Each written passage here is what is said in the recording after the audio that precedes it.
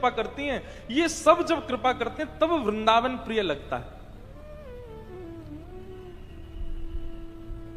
ऐसा नहीं है कि वृंदावन में रहने वाले रसिकजन रोज मंदिर जाते हैं, नहीं, ठीक है, किसी किसी का नियम है रोज मंदिर जाना है, पर जब भजन परिपक्व हो जाता है, वृंदावन समझ में आने लग जाता है, तो वो ये इस भेद को समझ जाते हैं कि भाई श्यामा श्याम केवल मंदिर में थोड़ी बैठे हैं, हम जहां वृंदावन में बैठे हैं ये पूरा वृंदावन ही श्यामा श्याम को स्वरूप है।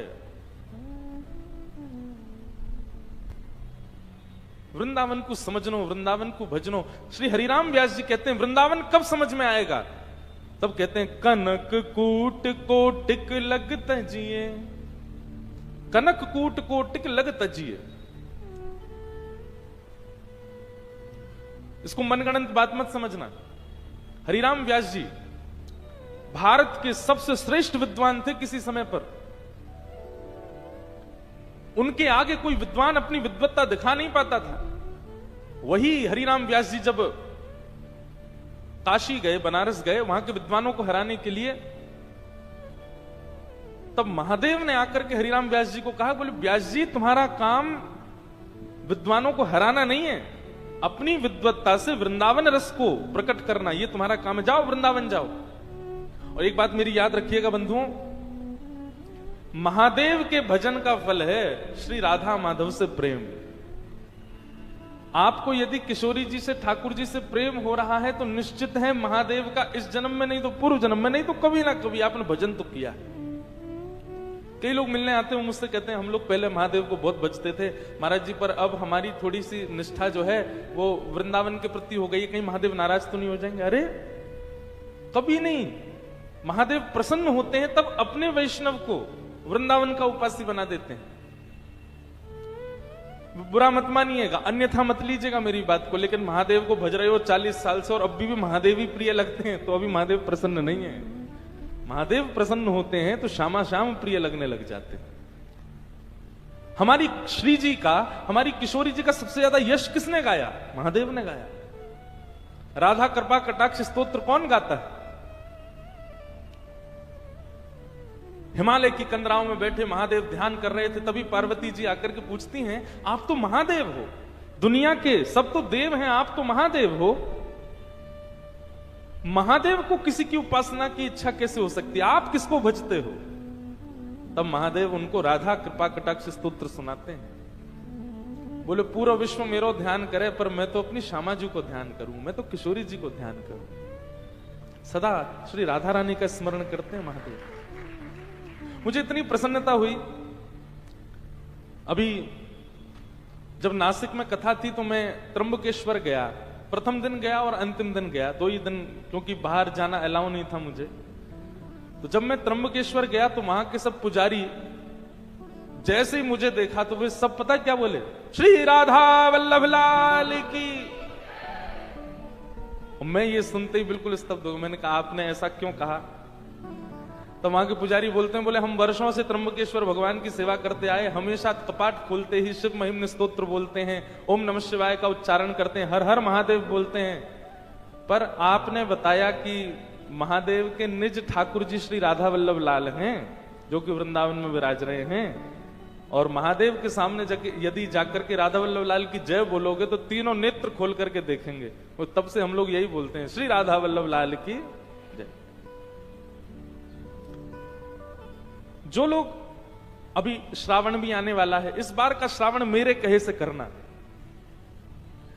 जितनी देर श्रावण में आप महादेव का अभिषेक करो, इस बार ओम नमः शिवाय, ओम नमः शिवाय बोलना चाहिए। ओम नमः शिवाय से सारे कष्ट हरते हैं भैया, वो सर्वोपरि मंत्र है। अपने कष्ट निवारण के लिए यदि आप महादेव के पास गए हो तो ओम नमः शिवाय बोलना, लेकिन महादेव को प्रसन्न करने यदि गए हो तो अब की बार जब जल चढ़ाओ, दूध चढ़ाओ, गन्ने का रस चढ़ाओ, कुछ भी चढ़ाओ, उस समय हमारी श्री जी का नाम कहना, श्री राधा श्री राधा श्री राधा श्री राधा।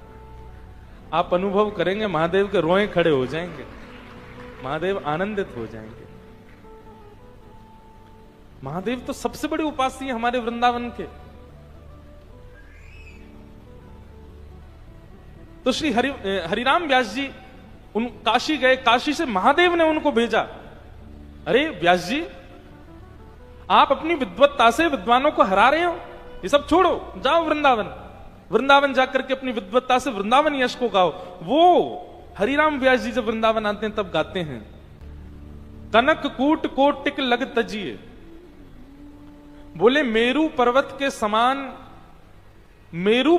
समान धन संपत्ति आदि मिलने के बाद भी उनका त्याग कर दो, सब तज हरि भज। सब छोड़ छाड़ करके जब कृष्ण को भजोगे, श्री जी को भजोगे, तब वृंदावन रस समझ में आएगा। वृंदावन रस समझने के लिए संसारी रस को त्यागना तो पड़ेगा। लोग बात कहते हैं महाराज जी आशीर्वाद दो, या फिर दरबार में आके प्रार्थना करते होंगे कि हमें ब्रजवास मिल जाए, हमें वृंदावन वास मिल जाए। माफ कीजिएगा, क्षमा कीजिएगा, जैसे उल्लासनगर में रहते हो, जैसे मुंबई में रहते हो, जैसे पुणे में रहते हो, जैसे पूरी दुनिया में रहते हो, वैसे ही जाकर के वृंदावन रहे तो अपराध करोगे आप वृंदावन में। जैसे सब जगह रहे वैसे ही वृंदावन में रहे, तो फिर वृंदावन क्यों रहे आप? वहीं रहते जहां थे। वृंदावन में रहो तो भैया वृंदावन का रूप अलग है, वृंदावन का स्वरूप अलग है। सुनना चाहेंगे? अच्छा, ये जो फॉर्मूला ये हम पे लागू नहीं होता, क्योंकि हम तो ब्रजवासी, हमारा जन्म वृंदावन को है। हम तो चलते फिरते वृंदावन ही है, ब्रजवासी से वृंदावन ही है। ये उन पर लागू है जो वृंदावन आकर के रहना चाहते हैं।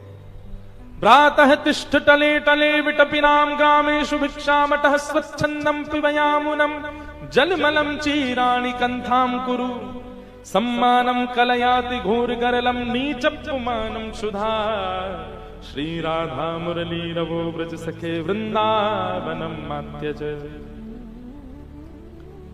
वृंदावन में ज्यादा टिप टॉप बन के नहीं रहना चाहिए। वृंदावन में कैसे रहो? सहज रहो, सरल रहो, सामान्य रहो। आप कहोगे क्यों? अरे इसके पीछे लॉजिक है भैया। सब लोग इधर देखो, ध्यान से सुनो। 2 ही दिन की बात है आज, और कल परसों से तान दुपट्टा सोते रहना है। वे सोगे कब आप लोग? 6 बजे तो कथा ही होती है। ये तो 2 बजे जहां कथा होती है वहां हम बोलते हैं कल से सोना। वृंदावन में ज्यादा सज धज के नहीं रहो। क्यों भैया? पहली बात तो वृंदावन में श्रृंगार करवे को अधिकार केवल श्यामा श्याम को है। ब्याह में दुल्हा दुल्हन से ज्यादा सज के अगर चले गए तो बताओ कितनी बुरी बात है। ये अत्याचार किया कि नहीं आपने दुल्हा दुल्हन के साथ? आप इतने बढ़िया बन के गए, सब आपको देख रहे हैं, उनको कोई देख ही नहीं रहा है। अरे ब्याह में दुल्हा से न कम सजो, दुल्हन से न कम सजो, दुल्हन वो लगे, आप नहीं। सही है कि नहीं बात? और कोई इतनी ज्यादा सज धज के चलो जाए ब्याह में, बोले दुल्हन तो सामने पर लग ही रही है। लेकिन वृंदावन में ऐसा नहीं है। वृंदावन में दुल्हन तो हमारी श्यामा जो है। आप जबरदस्ती क्यों ज्यादा श्रृंगार करो? पहली बात तो यह कि वृंदावन में सजवे को अधिकार केवल श्यामा श्याम को है, बाकी सब तो सामान्य रहो। दूसरी बात, वृंदावन में ज्यादा सज धज के रहने की आवश्यकता क्यों नहीं है? बोले भैया इतने सामान्य रहो, इतने सहज रहो कि लाल जी को आप पे दया आ जाए, काउदना वही पकड़ के आपको श्रृंगार कर दें, काउदना वही आपको सजा दें। यहाँ पे तो मैं सजाऊं है, तू बड़ा ऐसा घूमे है, सामान्य सा बनो। और जा दिन शाम सुंदर श्रृंगार करेंगे ना, बाद ना सवरे श्रृंगार फीके रह जाएंगे। मीराबाई श्रृंगार थोड़ी करती हैं, मीराबाई सामान्य रहती हैं, लेकिन उनके चेहरे पर फिर भी सुंदरता क्यों दिख रही है लोगों को? क्योंकि उनका श्रृंगार ठाकुर जी करते हैं। सूरदास के पास नेत्र नहीं है। बिना नेत्र का व्यक्ति, बिना नेत्र के सूरदास जी क्यों सुंदर लगते हैं सबको? क्योंकि उनका श्रृंगार ठाकुर जी करते हैं वृंदावन में। श्री हितहरिवंश महाप्रभु, उनके चरित्र में ऐसा वर्णन आता है कि एक बार एक राजा ने उनको देख लिया महाराज, वो व्याकुल ही रहता था कि इनको देखूं, इनको देखूं, इनको देखूं, जबकि कुछ नहीं करते थे, कोई ऐसा लीपापोती नहीं मुख पर। क्यों लगते थे सुंदर? क्योंकि श्याम सुंदर श्रृंगार करते हैं।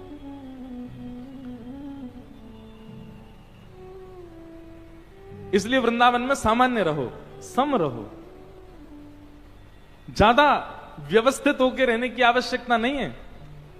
अब व्यवस्था में रोज कोई दिखे तो हम ही उसको कहेंगे भाई थोड़े ना व्यवस्थित हो जाओ। काउ दिना श्याम सुंदर कहें, तू न व्यवस्थित है जा। कल हम जो पद गा रहे थे वो नंदलाल तेरे घर आवत है, वृंदावन की लीलाओं में कभी कभी वर्णन आता है, रस लीलाओं में, कि कभी कभी शाम किशोरी जी का श्रृंगार ललिता जी करती हैं, विशाखा जी करती हैं, कीर्ति मैया करती हैं। पर जिस दिन श्याम सुंदर श्रृंगार करते हैं ना किशोरी जी का, वादना किशोरी जी को एक चुनरी में ही रखना पड़े। मतलब कैसी चुनरी? जो ट्रांसपेरेंट होती, जो झीनी सी, जामे से न हल्को हल्को दिखाई दे, ऐसे ही किशोरी जी को रखना पड़ता है। नहीं तो अगर उनने घूंघट ऊपर कर लियो, सब निहाल ले जाएं, ठाकुर जी स्वयं देख के निहाल ले जाएं। ऐसा श्रृंगार करें ठाकुर जी। तो दो कारण। प्रथम कारण, तो वहां दुल्हा दुल्हन बैठे, उनको ही सजन दो, तुम काहे को सज रहे हो। और दूसरा कारण कि हमारी सम रूप पर, हमारे सामान्य वेशभूषा पर काउ दिन ठाकुर जी रीझ जाएं और रीझ करके ठाकुर जी हमारा श्रृंगार कर दें। अच्छा देखो, इसका एक उदाहरण बताएं। महादेव, महादेव से ज्यादा सम और सरल रहने वाला कोई दूसरा देवता नहीं है। पूरी दुनिया में चले जाओ, महादेव कैसे बैठे हैं? बभूति रमाए बाबा भोलानाथ आए। बभूति रमाए बैठे हैं, गले में सर्प, कानन में कुंडल, ध्याये नित्यम महेशम रजतगिरि निभम चारु चंद्रावतंशम रत्ना कल्पोज्वलांगम पयुषमर्गवरा भीति हस्तम प्रसन्नम पद्मासीनम समन्ता स्तुतमर गणै व्याधि कृत्यम वसानम विश्वाद्यम विश्ववंद्यम अखिल भयहरम पंचवक्रम त्रिनेत्रम। कितने सम रहते हैं महादेव। ये देखो, ये ऊपर विराज रहे हैं झूलेलाल जी के बगल में, कैसे सम। लेकिन इनका वृंदावन में दर्शन करो। वृंदावन में कैसे हैं? नथनी पहन रखी है, आंखन में काजर लगा रखो है, गले में नवलखा को हार पहन रखो है, होठन में लालिमा लगा रखी है, गाल में लाल लाल गुलाबी गुलाबी जैसे गुलाब जामुन धरे हो ऐसे कर रखे हैं, और महाराज मांग में सिंदूर भर रखो है, जटा केश बना ली है, और ऊपर से लगाए सुंदर चुनरी ओढ़ करके बिल्कुल सज धज करके। ऐसा श्रृंगार, ऐसा रूप, ऐसा स्वरूप पूरे विश्व में नहीं है महादेव का जैसा हमारे वृंदावन में। क्यों? क्योंकि वृंदावन में श्रृंगार श्याम सुंदर ने किया है महादेव का। वृंदावन में श्रृंगार मत करो, वृंदावन में सम रहो। सबसे पहली बात, वृंदावन में रहो तो ऐसे रहो। दूसरी बात, ग्रामीषु भिक्षामट। वृंदावन में दूसरा कार्य आपको सबसे विशेष यह करना पड़ेगा कि वृंदावन में स्वयं निर्माण करके कुछ मत पाओ। वो बात अलग है कि किसी की अगर परंपरा में ऐसा है कि वो स्वपाकी है आदि, कोई बीमार है, वो उन सब के लिए सब लागू नहीं है। जो ठीक है, फिट हैं, वो क्या करें? स्वयं बना करके कुछ मत पाओ और किसी से बनवा करके कुछ मत पाओ, तो ब्रजवासिन के घर से मांग के पाओ। बहुत बहुत सामान्य बात लगती है सुनने में, करने में उतनी कठिन है, लेकिन यदि कर लोगे आप याद करोगे फिर मुझे। एक बार प्रयास तो करके देखो, वृंदावन जब जाओ। और सुनो, मेरे घर मत आइयो आप लोग, क्योंकि आते सीधे बोलोगे हम तो उल्लासनगर से आए, वसंत शाह दरबार से आए। अपरिचित जगह पे जाओ जहां आपका परिचय नहीं हो। क्योंकि ये बात मैं कथा में कहता हूं, मेरी मैया मोड़ रोज डांटे बोले, इतनी भीड़ लगी रहे पूरे दिन, कहां ते पवाऊं सबन ने। आप पाओ वहां पर, कोई बात, अपरिचित के यहां जाओ, जिसको आप जानते नहीं हो, जिस घर को आप जानते वहां जाओ, वहां जाकर के मधुकरी मांग के पाओ। मधुकरी का नियम है, अंजलि में जितना आता है, इसको अंजलि कहते हैं, इसमें जितना आए केवल उतना पाना है, उससे अतिरिक्त नहीं। और इसी में पाना, थाली में नहीं। वृंदावन लोग बाग भागते तो बहुत हैं, वृंदावन में भीड़ तो बहुत हो रही है, पर वृंदावन की तरह रह कौन रहा है जैसा वृंदावन में रहना चाहिए। ग्रामीषु भिक्षामट। ब्रजवासी के यहां जाकर के अंजलि फैला लो, डोरबेल बजा देना, आए जैसी कोई, हाँ भैया बताओ कहां ते आए हो भैया लाला, बोले आपके घर में जो बनो हो सो हमको दे दो, थोड़ा सा दे दो। और सुनो, यदि वो लाकर के दे दे तो बड़ी कृपा, और यदि ओके भैया कहीं और चलो जाए, यहां ना आए, तो समझियो और ज्यादा कृपा। फटकार के भगा दे तो फिर कोई और के घर जाओ। और इसमें लज्जा नहीं करना, ठाकुर जी तो बिन बुलाए डोले इनके घर। अरे वो अंतरा कैसे है, बिना बुलाए डोले घर घर, बिना बुलाए डोले घर घर, बिन बुलाए। कोई गोपी बुलावे थोड़ी है, जबरदस्ती घुस जाए वहां के घर में और मांग के खानो। तो मैं कह रहा हूं ठाकुर जी तो छीन के खा जाएं गोपीन सो। जिस वृंदावन में गोपियों की यहां छीन छीन करके चोरी कर करके परब्रह्म खा रहा है, वहां हम मांग के नहीं खा सकते, मांग के पाओ। तो वृंदावन का दूसरा नियम क्या है? वृंदावन में किसी ब्रजवासी के घर की मधुकरी पाओ और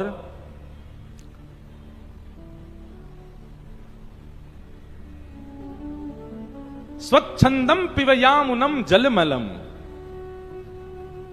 पान करने के लिए पानी भी श्री यमुना जी का ग्रहण करो। अब यमुना जी का जल तो इतना स्वच्छ नहीं है, पर वृंदावन में जहां कहीं भी जलाशय मिल रहा है, नल से हो किसी के घर से हो, वो सब श्री यमुना जी का स्वरूप है। लेकिन जब तक यमुना जी शुद्ध नहीं हो रही हैं, तब तक कम से कम इतना भाव रख सकते हैं, किसी भी जल को लो और जल को लेकर के पर उसमें यमुना जी का भाव रखो, ये यमुना जी हम इनका पान करें। इस प्रकार से पान करो। स्वच्छंदम पिबयामुनम जलमलम। कभी कभी बड़ी पीड़ा होती है, हमारे वृंदावन में हम रहते हैं, पर वृंदावन की श्री यमुना जी की स्थिति कैसी हो गई है। मैं स्वयं ब्रजवासी, स्वयं वृंदावनवासी, मुझे खुद को यमुना जी में स्नान किए 3-4 वर्ष हो गए होंगे। कोविड में जब थोड़ा पानी स्वच्छ हुआ था तब स्नान किया था, और वो भी 6-7 वर्ष बाद किया था। ना करने का कारण इतना दूषित कर दिया यमुना जी को। भगवान श्री कृष्ण को जब पता चला कि यमुना में कालिया नाग आ गया, ठाकुर जी रात भर नहीं सोए। और हम आप सब लोग भजते तो वृंदावन को इतना है, वृंदावन भीड़ तो इतनी हो रही है, पर यमुना जी के शुद्धिकरण के लिए कौन विचार करता है? कोई नहीं। कितने भी ग्रंथ उठा लो, कितने भी साहित्य उठा लो, सब जगह यही वर्णन है। ठाकुर जी लीला कहां करते हैं? यमुना के तट पर, यमुना के तट पर, यमुना के तट पर। पर उस यमुना के लिए करता कौन है कुछ?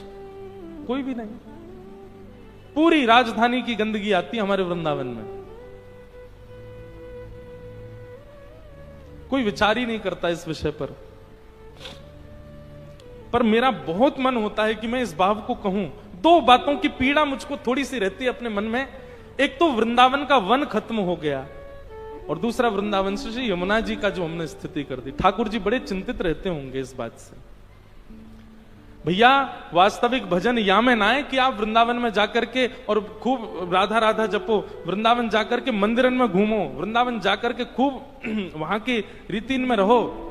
असली तो मैं मानूंगा भैया कि जो वृंदावन जाकर के पुनः वृंदावन के वन और पुनः वृंदावन की श्री यमुना जी को व्यवस्थित करने को विचार करे। वृंदावन पुनः वन बनना चाहिए, वृंदावन की यमुना जी पुनः शुद्ध होनी चाहिए। शामा शाम को तभी सुख मिलेगा। तो तीसरा नियम क्या करना है वृंदावन में? श्री यमुना जी का जलपान करना है। भ्रातः तिष्ठ टले टले विटपिनाम ग्रामेषु भिक्षामटः स्वच्छंदम पिबयामुनम जलमलम चीराणि कंथाम कुरु। चौथी बात, वृंदावन में जब आप ऐसे रहने लग जाओगे, बहुत समता में ब्रजवासियों के घर की मधुकरी पा करके, यमुना जल पी करके इस प्रकार वृंदावन में रहने लगोगे, तो क्या होगा? आपका कई लोग सम्मान करने लग जाएंगे। उस सम्मान से बचिएगा। सम्मानम कलयाति घोर करलम। अच्छा, सम्मान होता कब है? सम्मान तब होता है जब आपका गुण किसी को पता चल जाए। बताओ ही मत किसी को। हमको ढिंडोरा क्यों पीटना है कि हम ऐसे वृंदावन में रहते हैं? बताओ ही मत, गोपनीय भाव से करो। सम्मान वृंदावन में सबसे बड़ा विष है। यदि आपका बहुत सम्मान हो रहा है तो प्रयास करो उस सम्मान से बचो, और नहीं बच पा रहे हो तो नेत्र बंद करके, नीची नजर करके जो सम्मान मिले उसको ठाकुर जी को अर्पित करो। ठाकुर जी को जिसको वृंदावन से भगाना होता है उसको सम्मान दिलवाते हैं वृंदावन में। ये उल्टी रीति है वृंदावन की। वहां ठाकुर जी को सम्मान ना किया ब्रजवासी ने, हम अपने सम्मान के काजे जा रहे हैं। सम्मानम कलयाति घोर गरलम नीचपुमानम सुधा। और यदि वृंदावन में कोई ब्रजवासी तुमसे नाराज है जाए, तुमसे नाराज है कि तुमको अपशब्द बोल दे, तो यूं समझ जाएंगे बस अब कृपा हो गई वृंदावन की, हम तो कोई नाराज है बर तुरंत फिर मना लेना उसको, ज्यादा देर नाराज नहीं रहे। नाराज होकर के 2-4 बात आपसे कह दे, समझ जाना बस अब यही कृपा है। क्यों? जब आपका कोई अपमान करता है तो आप मान रहित होते हो, और मान रहित होना वृंदावन के स्वीकारीकरण का स्वरूप है। नीचपुमानम सुधा श्री राधा मुरली रवो ब्रज सखे वृंदावनम मात्यज। वृंदावन को कभी मत छोड़ो। तो ऐसा श्री वृंदावन धाम। वृंदावन आकर के ठाकुर जी बड़े प्रसन्न हो गए। भगवान ने सबसे पहले अघासुर का वध किया। ये अघासुर जो है ये एक सर्प के रूप में आया था। ठाकुर जी अपने ग्वाल बालों के संग वृंदावन में भोजन करने के लिए गए। अघासुर ने अपना मुख खोला, इतना बड़ा मुख खोला कि मानो ऐसा लगा कोई गुफा है। ठाकुर जी सब ग्वाल बालों के संग जैसे ही उसके मुख में प्रवेश किया, उसने अपना मुख बंद करके विष उगलना प्रारंभ किया। सब ब्रजवासी मूर्छित हो गए। ठाकुर जी ने उसके कंठ में जाकर के अपने शरीर को इतना फुला लिया, अघासुर बीच में से फट गया, उसका वध हो गया। अघासुर का वध कर दिया। परंतु अब यहां एक छोटी सी लीला है, बहुत ध्यान से सुनना। भगवान के सब ग्वाल बाल मूर्छित हो गए। विष के कारण सब मूर्छा में चले गए। ठाकुर जी मन में विचार करने लगे, बोले भैया ये सब ग्वाल बाल मूर्छित हो गए। तो भगवान ने अपनी दिव्य दृष्टि से सबको पुनर्जीवित कर दिया। पर सब ब्रजवासियों ने ये बात कि ठाकुर जी ने एक सर्प का वध किया, ये बात अपने अपने घर पर जाकर के 1 वर्ष बाद बताई। आज ठाकुर जी ने सर्प का वध किया, पर ग्वाल बालों ने 1 वर्ष बाद अपने अपने घरों में कही ये बात कि पता है आज तो लाला ने एक सर्प को वध किया। तो बोले भैया ये एक सर्प का एक वर्ष का विलंब क्यों हुआ बीच में? 1 वर्ष का विलंब क्यों? तब यहां कथा आती है कि जब ठाकुर जी ने सब ग्वाल बालों को दिव्य दृष्टि से पुनर्जीवित किया, तो भगवान सब ग्वाल बालों के संग बैठ करके वनभोज करने लगे। सब ग्वाल बालों के संग बैठ करके ठाकुर जी वनभोज कर रहे हैं।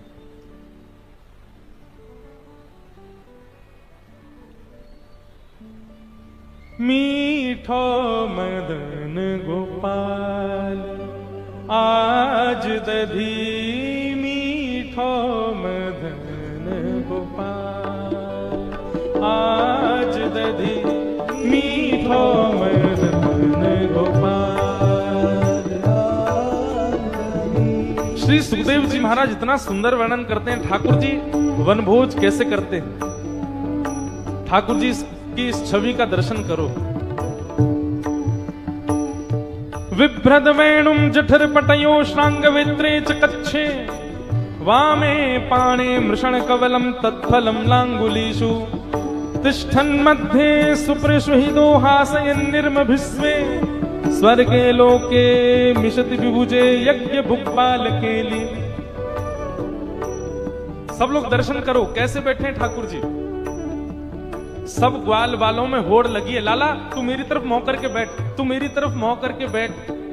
अब ठाकुर जी बड़ी चिंता में पड़ गए, बोले किसकी तरफ मुख करके बैठूं? जिसकी तरफ मुख करके बैठूंगा तो दूसरे सब नाराज हो जाएंगे। सो ठाकुर जी ऐसे बैठे हैं, इस प्रकार का अपना रूप बना करके बैठे हैं कि सब ग्वाल बालों को लग रहा है लाला हमारी तरफ भी मुख करके बैठो है, लाला हमें ही देख रहा है। और उसमें भी ठाकुर जी का स्वरूप कैसा है? अपनी एक बाम में ठाकुर जी ने बंशी रखी है, दूसरे बाम में ठाकुर जी ने गैया बुलावे वालों एक श्रृंगी रखी है। ये छवि सुनकर के चित्त में धारण करने वाली है। बनाओ, और कोई चित्रकार हो तो इसका रूप बना के दिखाओ। हमने एक बार एक चित्र बताया नासिक में, 35 पेंटिंग आ चुकी हैं अब तक मेरे पास बन के। ठाकुर जी और राम जी की एक साथ गले में गलवैया डाले, उसकी कुछ एक कथा सुनाई थी उसके अकॉर्डिंग। लेकिन एक ये भी स्वरूप है। श्रीमद् भागवत के 10वें स्कंद में इतने सुंदर सुंदर स्वरूप हैं ठाकुर जी के, कोई चित्रकार बनाए तो सही इनको। चारों तरफ ग्वाल बाल बैठे हैं और बीच में ठाकुर जी इस प्रकार से बैठे मानो सबको लग रहा है कि ठाकुर जी उन्हीं को देख रहे हैं। एक बाम में ठाकुर जी ने वंशी दबा रखी है और अपने दूसरे बाम में ठाकुर जी ने गैया बुलावे वाली श्रृंगी दबा रखी है।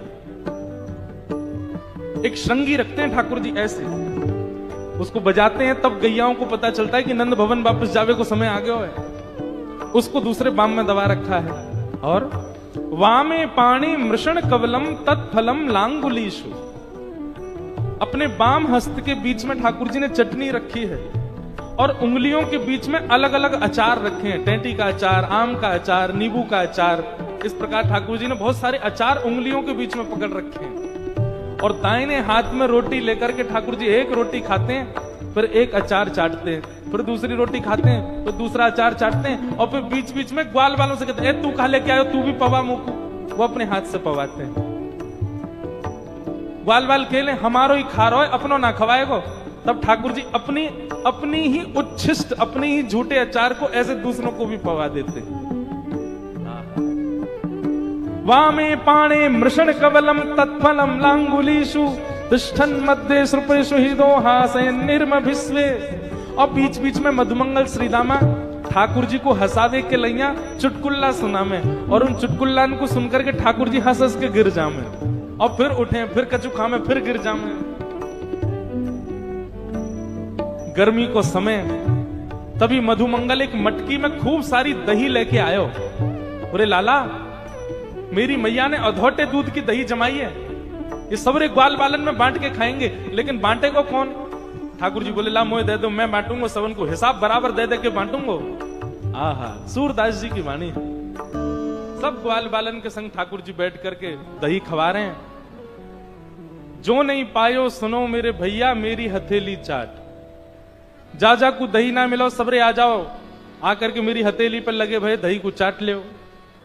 अब ये तो प्रेम की बात है, परंतु जैसे ही ठाकुर जी के हाथ को चाटना प्रारंभ किया ग्वाल बालों ने, विधाता ने मन में विचार किया। ब्रह्मा जी सोचने लगे, राम राम राम राम, ये भगवान है, ये परब्रह्म है, ये परमात्मा है।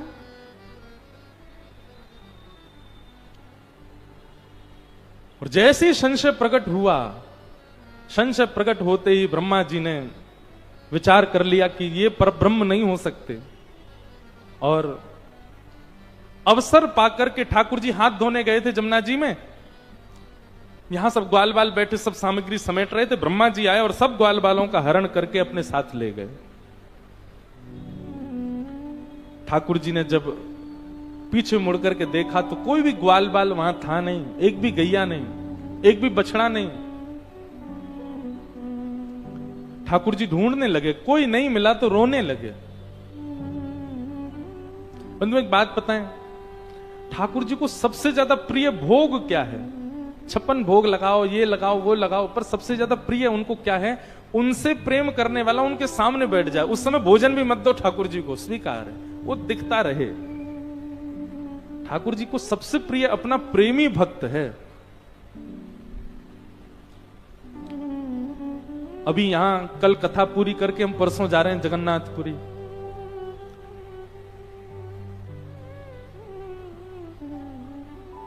श्री जगन्नाथ महाप्रभु की पूरी कथा हमारे जगन्नाथ जी सुनते हैं। आपको पता है इनका ऐसा स्वरूप क्यों है? ये 2 भुजाएं, ये ऐसा पेट, ऐसा मुख, केवल और केवल ब्रजवासियों की याद में।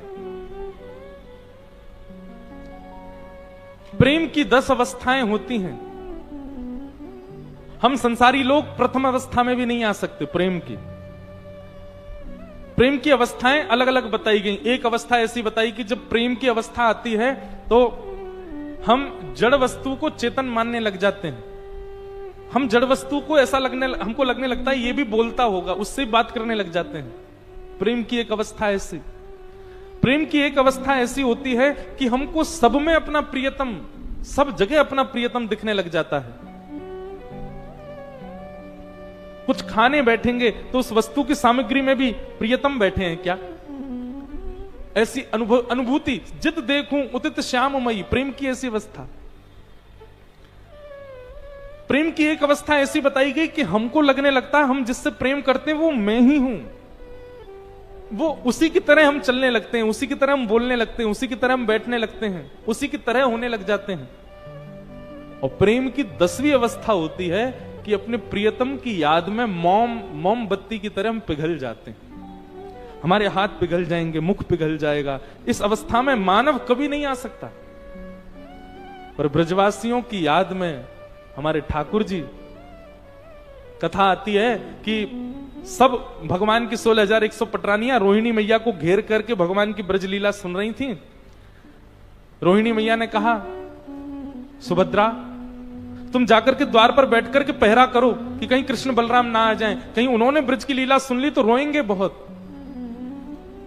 सुभद्रा जी जाकर के पहरा दे रही हैं कि कहीं कृष्ण बलराम नहीं आ जाएं, लेकिन भीतर चल रही कथा में जैसे ही सुभद्रा जी ने कान लगा करके सुनना प्रारंभ किया, सुभद्रा जी भूल गई कि मुझे पहरेदारी करनी, वहीं बैठ करके नेत्रों से आंसू बहाने लगे। इतने में ही सामने से कृष्ण बलराम आ गए, और जब उन्होंने देखा कि सुभद्रा रो रही है और भीतर कक्ष में से भी एक धार बहती हुई आ रही है, मानो कृष्ण की 16,108 पटरानियां रुदन कर रही हैं। कृष्ण बलराम दोनों ने कान लगा करके जब सुना कि भीतर क्या चर्चा चल रही है, और जब ब्रज की बात सुनी, नंद रानी यशोदा, नंद बाबा, ब्रज के सब ब्रजवासी, गोप ग्वाल आदि, इन सबका जब विषय सुना, वहीं बैठ गए। सुभद्रा जी के एक तरफ कृष्ण, दूसरी तरफ बलराम, और वृंदावन की बात सुनते सुनते सुनते सुनते कृष्ण बलराम दोनों की भुजाएं खड़ी हो गईं, मानो अपनी छाती को बार बार मलते हैं और भुजा खोल करके कहते हैं, अरे भैया कोई जाओ और वृंदावन से ब्रजवासियों को ले आओ, हमारे हृदय से लगा दो।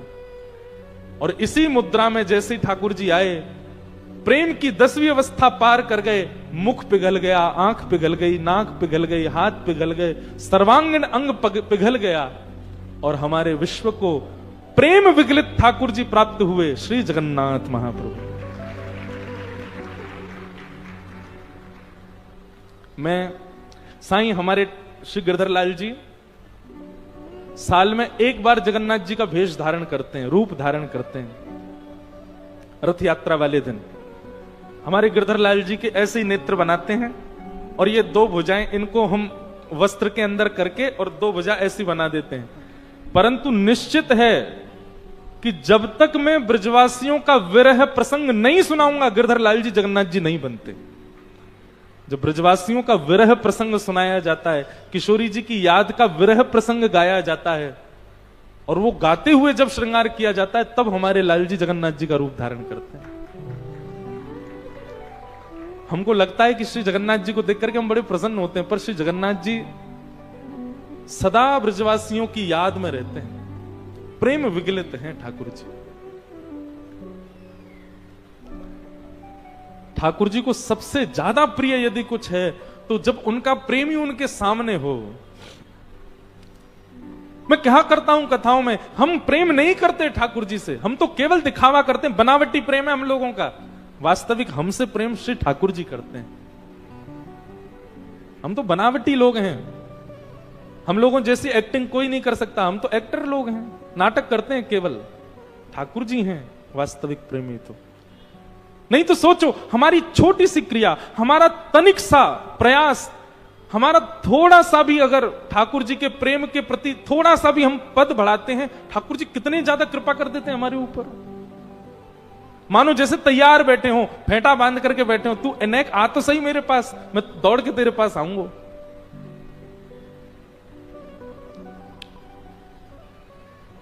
ठाकुर जी ने जैसे ही पीछे मुड़ करके देखा, ग्वाल बालों को जब वहां नहीं पाया,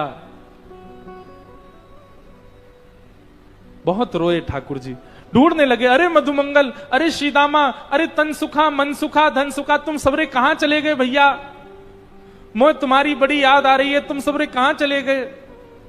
ठाकुर जी ढूंढ रहे हैं, कोई ग्वाल बाल नहीं मिला। ठाकुर जी ने नेत्र बंद कर, एक बात याद रखिएगा बंधुओं, भगवान श्री कृष्ण ब्रज में जब लीला करते हैं ना, अपनी प्रभुता भूल करके लीला करते हैं। वो भूल जाते हैं कि मैं ईश्वर हूं।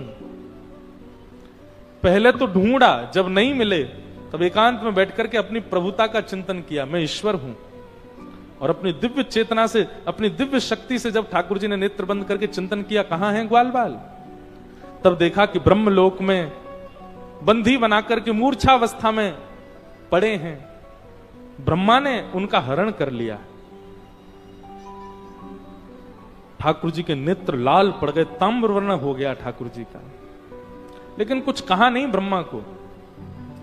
जितने ग्वाल बाल थे, जितने बछड़ा बछिया हरण किए ब्रह्मा जी ने, सब भगवान ने अपने अंग से प्रकट कर दिए। मतलब ग्वाल बाल गैया बछड़ा बछड़ा ये सब कोई और नहीं, 1 वर्ष तक श्री कृष्ण ही सबके रूप में घूम रहे थे। इसके पीछे भी कथा आती है, हमारे पूज्य नाना जी सुनाते थे। जो लोग रास लीला पर संशय करते हैं कि भगवान ने परिस्त्रियों के साथ रास किया, बोले नहीं, ध्यान से सुनना। जब ये लीला हुई उस समय पूरे ब्रजमंडल में पूर्णमासी ने हल्ला कर दिया। पूर्णमासी एक उनकी कथा लंबी है। पूर्णमासी थी, उन्होंने हल्ला मचा दिया और हल्ला मचा करके क्या कहा, अरे सबरी गोपियों ध्यान से सुनो, अभी कछु महीना बाद 12-13 वर्ष के लिए ऐसा योग आ रहा है कि कोई ब्याह नहीं कर सकेगा, कहीं ब्याह नहीं होंगे। तो या हमारे अभी सही समय है, सबरे अपनी अपनी छोरीन को, अपने अपने छोरान को ब्याह कर दो। और उस समय ब्रजमंडल में जितने भी गोप ग्वाल थे वो सब श्री कृष्ण ही थे, क्योंकि ब्रह्मा जी हरण करके ले गए थे बाकी सबका। तो उस काल में जब गोपियों ने अपनी अपनी कन्याओं का ब्याह किया, जिन जिन गोपों से किया वो गोप श्री कृष्ण ही थे, कोई और नहीं थे। तो एक प्रकार से ब्रजमंडल की समस्त गोपियों का विवाह श्री कृष्ण के साथ हुआ उसी काल में। पहली बात। दूसरी बात, जब ठाकुर जी यशोदा मैया की गोद में बैठे रहते हैं, यशोदा मैया का दुग्ध पान करते हैं, तो नंद भवन की 9 लाख गैया और गोकुल की सब गैया सब मन में विचार करें, बोले कि भैया काश हमारो लाला भी कन्हैया हो तो हमारे थन से मुख लगा करके पीतो तो हमें बड़ा सुख मिलता। ठाकुर जी बोले चिंता मत करो, तुम्हारी इच्छा भी पूरी करूंगा। और जब ब्रह्मा जी ने सारे बछड़ा बछियाओं का हरण कर लिया तो सारे बछड़ा बछियाओं के रूप में भी श्री कृष्ण आ गए, और श्री कृष्ण जाकर के थन लगा करके जैसे ही पीते हैं, आज गैयाओं को भी सुख मिलता। उनको ये नहीं लगता हमारा बछड़ा दूध पी रहा, उनको लगता है अत्यंत कोमल श्री कृष्ण ही अपने मुख से दुग्ध पान कर रहे हैं। तो 1 वर्ष तक सब बछड़ा, सब बछिया, सब ग्वाल बाल, इन सब के रूप में ठाकुर जी ही थे वृंदावन में। एक दिन बलराम जी महाराज ने इस बात को नोटिस किया। बलराम जी बोले, ठाकुर जी से बोले लाला मोए ब्रज में कछु अटपटो सा लग रहा है। ठाकुर जी बोले क्यों? बोले गोपीन के छोटे छोटे बालक हैं, उनको इतना प्रेम ना करें, और तेरे संग जो सखा रहे उन्हें पूरे दिन गोदी में लिए घूमती रहे। गैयान के दूसरे बछड़ा छोटे छोटे, उन्हें तो अपने थनते मोहना लगान दें, और जिन बछड़ान को तू चरावे ले जाए गैया पूरे दिन उन्हीं बछड़ान को चाटती रहे। मोह को तो कछु गड़बड़ लग रही है लाला। ठाकुर जी बोले दाऊ दादा नेत्र बंद करो। बलराम जी ने नेत्र बंद किए, बोले अब खोल के देखो। और नेत्र खोल करके देखे तो जित देखूं, जिस ग्वाला को देखें, जिस बछड़ा को देखें, सब श्री कृष्ण, सबके रूप में श्री कृष्ण ही विचरण कर रहे हैं। मानो ब्रह्मा के द्वारा किया गया, ये ब्रह्मा की मति घूम जाना, ब्रह्मा के चित्त में ये बात आ जाना कि ये परब्रह्म नहीं, ये भी ठाकुर जी की ही लीला है।